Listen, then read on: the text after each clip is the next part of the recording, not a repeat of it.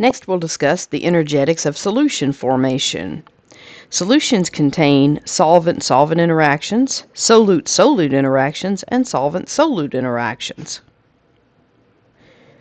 If the solvent-solute interactions are larger than the solvent-solvent and solute-solute interactions, a solution will form. If the solvent-solute interactions are equal to those other interactions, a solution also forms. But if the solvent-solute interactions are less than the solvent-solvent and solute-solute interactions, a solution may or may not form, depending on their relative disparity.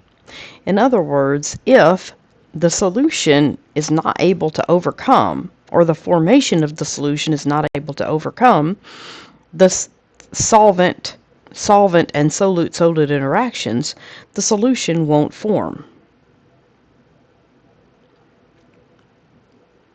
For the solute and solvent to mix, you have to overcome all of the solute-solute interactions and some of the solvent-solvent interactions. Both of these processes are endothermic, meaning that you have to put energy in to get these processes to occur.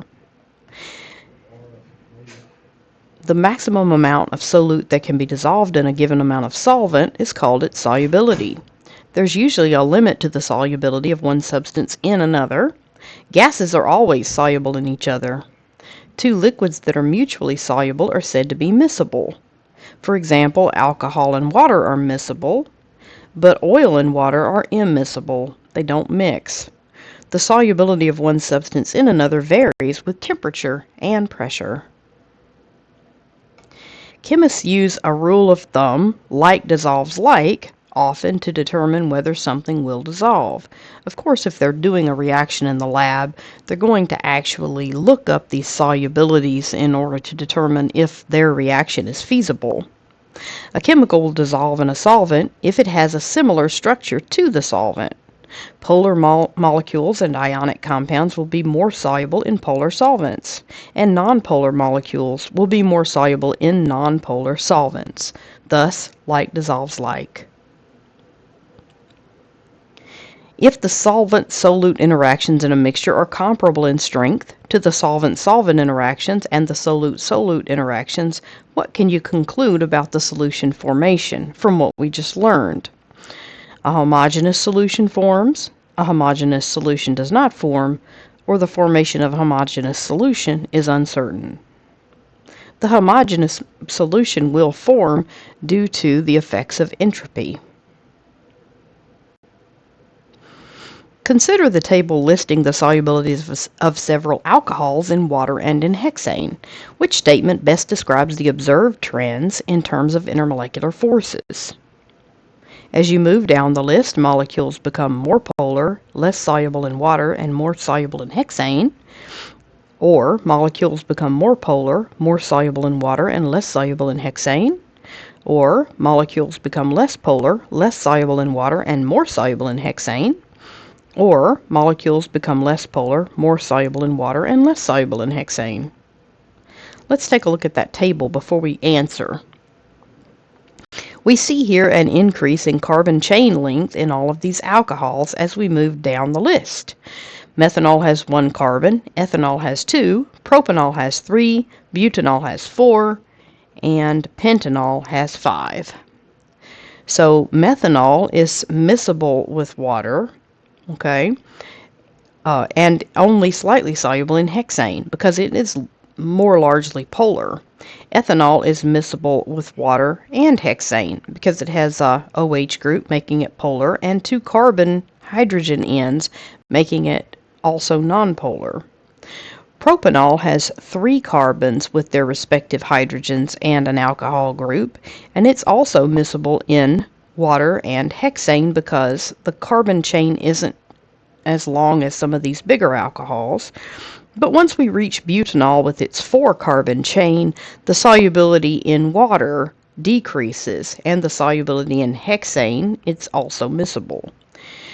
Pentanol has a 5 carbon chain, and the solubility in water decreases yet again, but it's still miscible with hexane due to the large nonpolar end.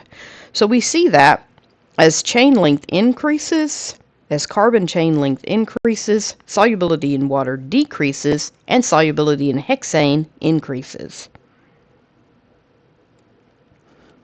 Okay, so molecules become less polar, less soluble in water, and more soluble in hexane as we move down the list. Next, we'll talk about the energetics of solution formation. When some compounds, such as sodium hydroxide, dissolve in water, a lot of heat is released and the container gets hot. But when other compounds, such as ammonium nitrate, dissolve in water, heat is actually absorbed from the surroundings and the container gets cold, such as when you break a cold pack. It actually contains usually ammonium nitrate. Why is this? Well, separating the solute into its constituent particles is endothermic, and separating the solvent into its constituent particles is also endothermic. But when we mix these particles together, the process is exothermic. Okay? And these three entities are called the delta H for the solute, the delta H for the solvent, and the delta H of mixing. We have to consider all three of these when we make a solution. So the delta H for the formation of a solution is equal to the delta H of the solute, the solvent, and the mixing. Remember, these two are endothermic and this one is exothermic. So, in order to form a solution, we have to separate the solute into its constituent particles. Now, of course, this is a theoretical demonstration, but we can consider, when we're considering the delta H, we're thinking about it like this. Separating the solute, all right, separating the solute first, and then separating the solvent, because we have to put those things back together. So in order to make a solution, we have to break those intermolecular attractions apart. Now, the separating the solute is positive, in other words, it's endothermic. And separating the solvent is positive, it's also endothermic. But when we mix those two together, we get some energy back out, and that's called the delta H of mixing, which is exothermic.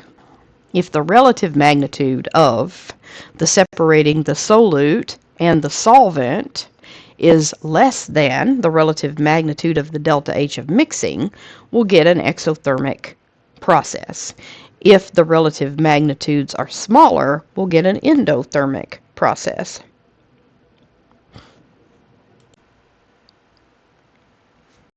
Keeping in mind that the delta H of forming a solution is equal to the delta H of separating the solute particles, the delta H of separating the solvent particles, and the delta H of mixing, if the relative magnitude of separating the solute particles plus separating the solvent particles is less than the relative magnitude of the delta H of mixing, we get an exothermic process. So consider this.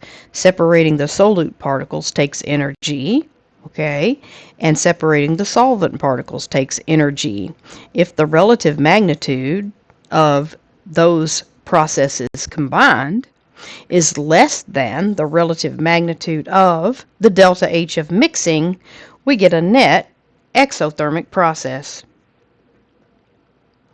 However, if the relative magnitude of separating the solute particles and separating the solvent particles is less than the relative magnitude of mixing those particles together, the delta H of mixing, we get a net endothermic process. So it takes energy in to form the solution, and the solution gets cold. For an aqueous solution, we define some specific terms.